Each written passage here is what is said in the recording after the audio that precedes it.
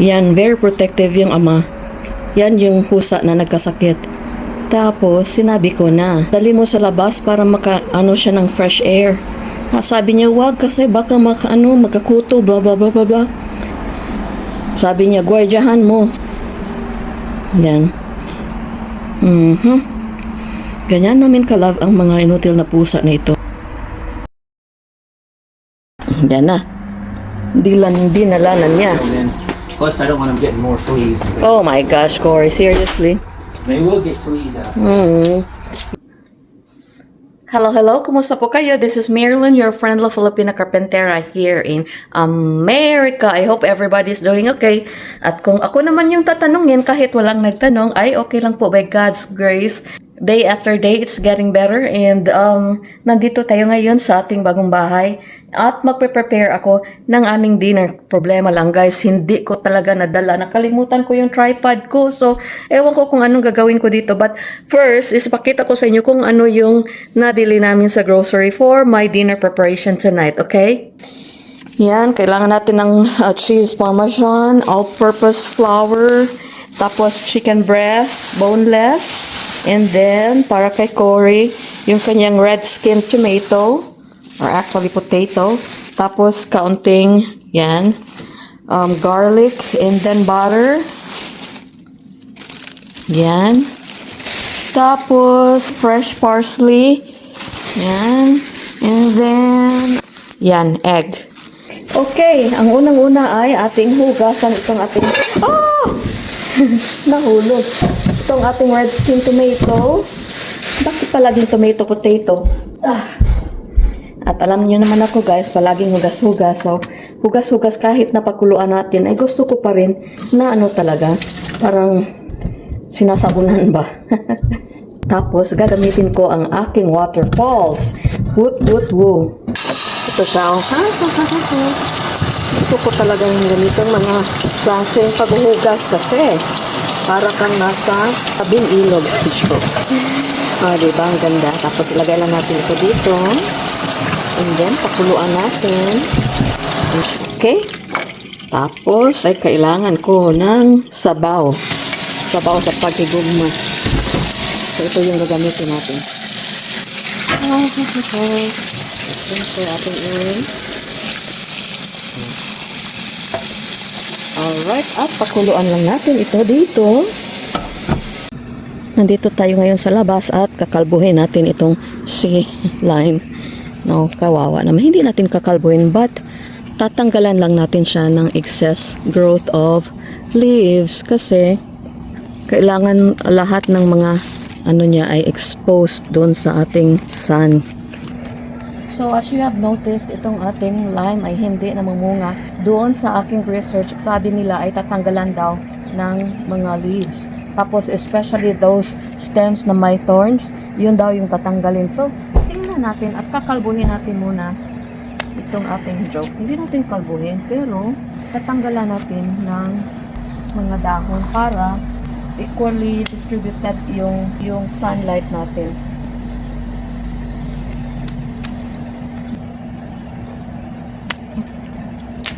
Tapos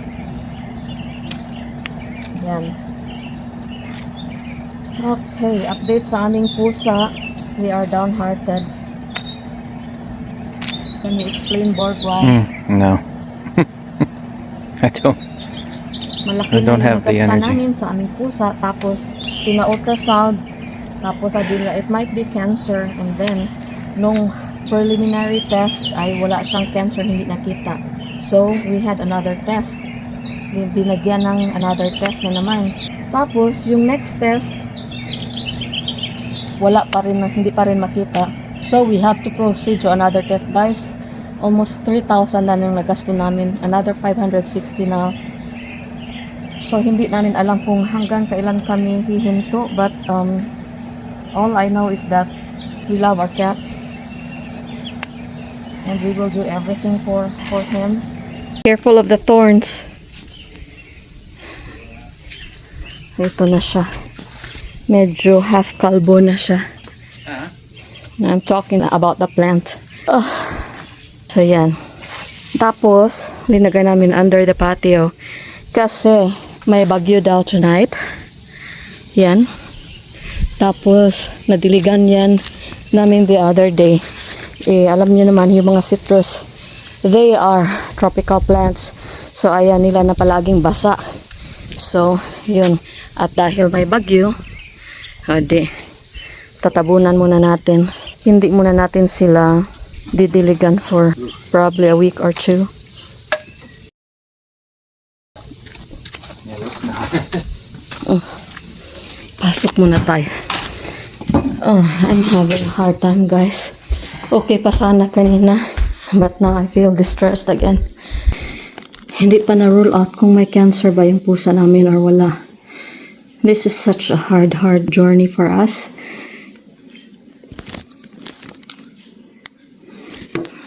Lord, prayer lang namin na di bali na makagasta kami ng makautang. Di bali na makautang kami ng marami. Basta kay masave lang yung pusa. The only answer I want to know is, may cancer siya or wala? Lord, sana wala in Jesus' name, Lord God. Otherwise, it would be devastating. Tapos after that, kung may, ipakimo namin or radiation, halos hindi ako makahinga. Magluluto muna ako. First is, kailangan natin ng 3 eggs. So, 1, kailangan ko talaga ng ito na lang. Yan. 3. 1, 2, and then 3. Experiment lang ito, guys, ha. Hindi ko alam kung ano ang kahihinat na nito. And of course, after that, kailangan natin i-mix ang 1 tablespoon of salt and another 1/2 teaspoon of black pepper or ground pepper or corn pepper. Yan. Lagyan pala natin ng yan. Okay, enjoy. I don't go for how many minutes you think? Can we pray for Coley really quick? Yeah. Pause ko muna, mag-pray muna kami. Tapos atin lang siyang i-mix. Siyempre, wala tayong mixer dito, so ito na lang makusganong whatever you call this one, yung gagamitin natin. Ako baka matapunan ako nito. So mix lang kayo, mix. And then, oy guys, may trick ako sa inyo ba? Nanood ako ng TV kanina, tapos nakakahiya guys. May mga Filipina na mga pasaway dito sa abroad. Naku, nakakahiya guys kasi may isang Filipina. Ewan ko kung saan siya sa Philippines, pero nag-migrate siya doon sa sa Canada. So yun, nag-caregiver siya sa 2 matatanda guys. At alam niyo kung anong nangyari, ninakawan niya yung mga matatanda. My gosh. What is this about? Henry and Helen's bank accounts. I helped them with banking. For nearly 2 years, Henry and Helen Abfalter trusted. So yung nagsimula siyang magnakaw probably mga year 2013 or 2014, tapos natuklasan siya 2016. So ilan ding mga years, almost 2 years din yung pagnakaw niya doon sa mga matatanda. Kasi sabi ng mga tatanda na mabait talaga siya. Mabait naman talaga siya guys. Sabi niya na super bait. Tapos ito parsley, kailangan din natin ito. I think we will only need this much. Yan. So sabi nung wait a minute, nasaan na yung ating kutsilyo? Okay. So here. So sabi naman noong agency na nag-recommend sa kanya na mabait talaga siya, tapos soft-spoken, yung ganun ba. Sabi nung mga matatanda, mabait talaga siya guys. So nakuha yung nakuha yung trust niya ng mga matatanda. So yun, siya yung kasama sa mga tatanda, yung mag-grocery, yung mga ganun ba, mag-withdraw ng sa bangko, ng pera sa bangko. She started in home care work in her early 30s. Friends from her church community had told her that the agencies were always hiring, that the pay was steady, that the families were grateful. So yun guys, alam niyo kung anong nangyari. Hinaka niya yung ATM ng lalaki na inaalagaan niya. Tapos everyday, my gosh, everyday nagwi-withdraw siya ng $1,000 everyday. Hanggang sa almost 2 years niya ginawa yun everyday. Tapos after that, yun. Namatay na yung amo niyang lalaki. And then, patuloy pa rin siyang nagnakaw doon sa credit card kasi inaka niya yung credit card ng lalaki. Patuloy pa rin siyang so yung anak na babae, siya yung guarantor ba or caretaker talaga financially doon sa kanyang mga parents. Yun, once in a while, ina-audit niya yung pera ng kanyang parents. So after namatay yung papa niya, ina-audit niya yung pera. Naku, na almost 500,000 na pera ng parents niya na mga 80 years old na. Galing pa yun sa mga bata pa sila, nagtatrabaho sila. Yun, nag-save sila para sa kanilang retirement. Almost 500,000 guys. Na man yung anak niya, na bakit kulang yung pera, parang hindi tama ito. So yun. Tapos so tinawagan niya yung bangko, parang kulang yung pera. By the way, ito ito yung gagamitin natin. Teka lang ha, ating hugasan. So, tinawagan ng anak yung bangko, bakit kulang yung pera ng parents ko? Sabi niya, tama naman, sabi ng bangko na, parang tama naman itong yung calculation namin. Tapos, tiningnan yung date ng anak, kailan nag-withdraw yung ama niya. Tapos, nakita niya doon, guys, na, hala, may nag-withdraw sa bangko ng ama niya when her father already died. Sabi ko, what? That couldn't be. Patay na yung papa ko. Bakit na may nag-withdraw sa bank account niya? So, yun. Tapos, report niya sa police, guys. Pag-report niya sa police, inimbestagahan. Pag-investigate, guys, alam niyo naman dito sa Amerika, ang daming mga CCTV. Almost kada kanto, kada establishment may CCTV. So, yun. Ako, pag-survey ng mga police doon sa CCTV, guys, mukha niya ang nakita. Yun. After this, ay kailangan nating dikdikin yung ating, ang layo nyo naman. Mahirap pag walang tripod. But anyway, para magiging soft siya, ay dikdikin natin. Yan. Yung ating manok. Manok sa paghigugma. But anyway, so yun. Yung mukha niya nakita doon sa CCTV. Kasi dito sa Amerika, guys, at saka sa Canada pala siya. Dito sa Amerika at saka sa Canada, ay nako, daming mga surveillances na dito. So, yun, dinakip siya. At first, sabi pa niya, no, I don't think so, blah, blah, blah, blah. Tapos, yun, nakulong siya. Tapos, pinapabayad pa siya sa lahat ng mga ninaka. Alam niyo ba, guys, kung magkano yung nanakaw niya? $260,000. Like, wala siyang awa ba dun sa mga matatanda? Siyempre, matatanda, mga 80 years old na.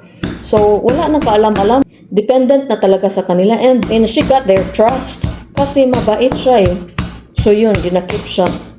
Guys, bakit ganun? Kahit saan na lang tayo pupunta may mga Filipino talaga na pasaway.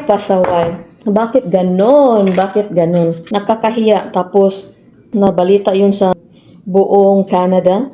Isang Filipino na.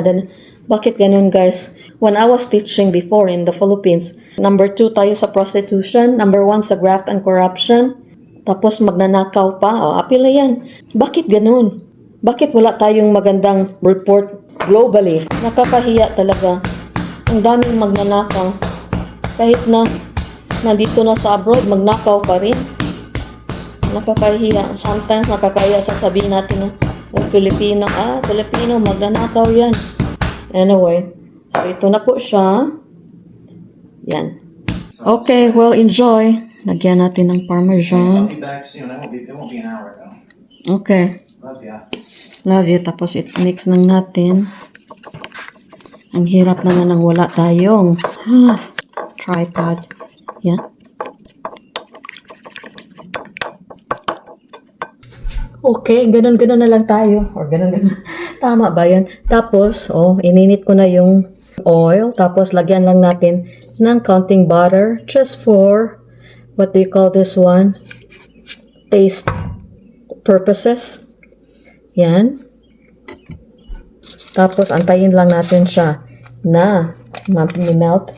Yan, Yan. So, antayin lang natin. And for the meantime, atin itong i-submerge doon sa ating itlog. Okay, enjoy. I won't go for how many minutes you think? Can we pray for Coley really quick? Yeah. Pause ko muna, mag-pray muna kami. Okay, well, enjoy.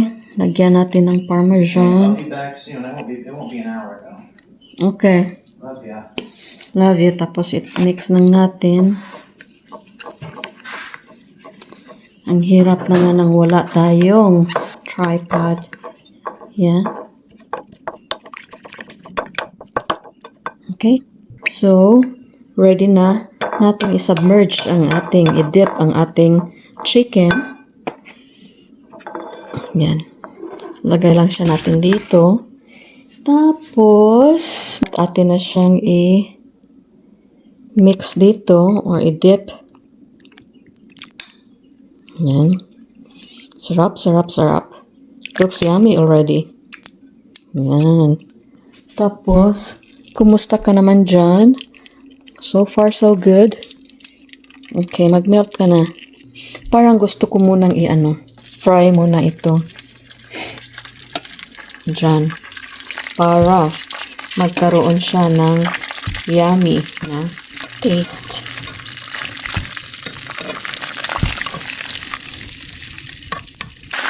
Okay, while kulo-kulo ka pa lang dyan, ay balik muna tayo sa ating chicken.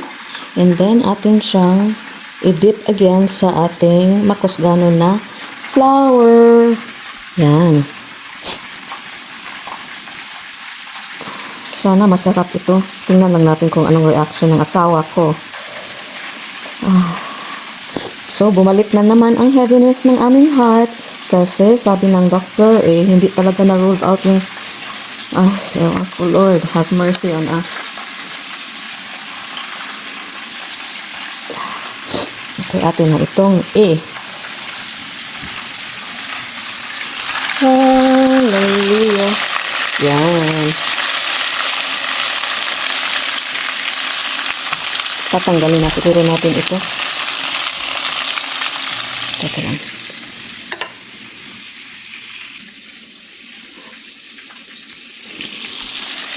Okay. Just for taste purposes lang naman ito Kasi luto na yung ating potato, hindi pa mashed. Yan.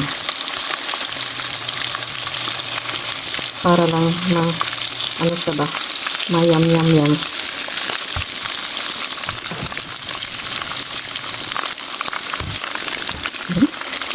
So, dyan ka lang muna. And then, we'll do the same process with the others. Dip lang natin siya. Dip, dip, dip. Tapos, another dip. Yan.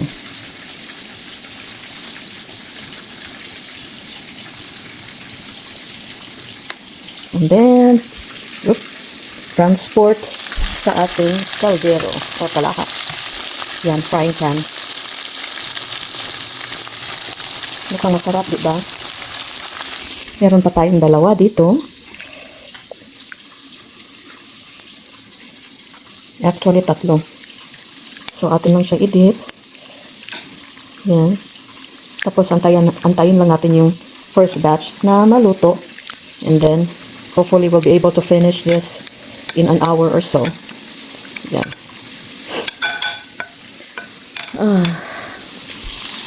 Tapos, magluluto muna ako ng kanin.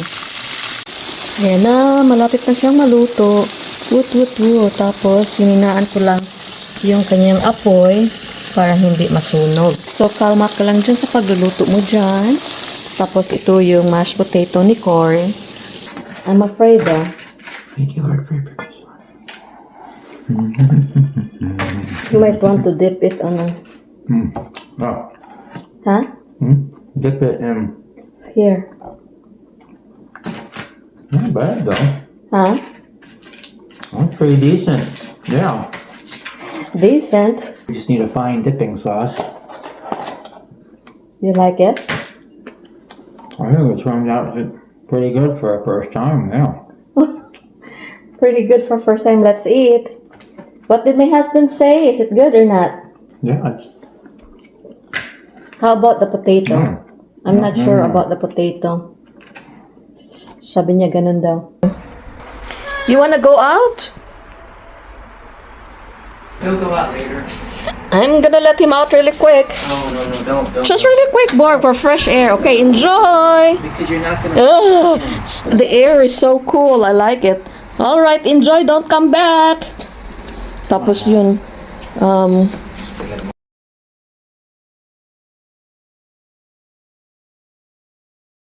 Huh? You can't go out and get him. It's okay. He will come back. If he gets lost, then it's okay.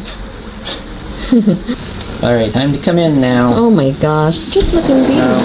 Later, he can come out later when I'm... Look out for Oh. her. Let him enjoy the breeze. He needs to come in because of the bugs.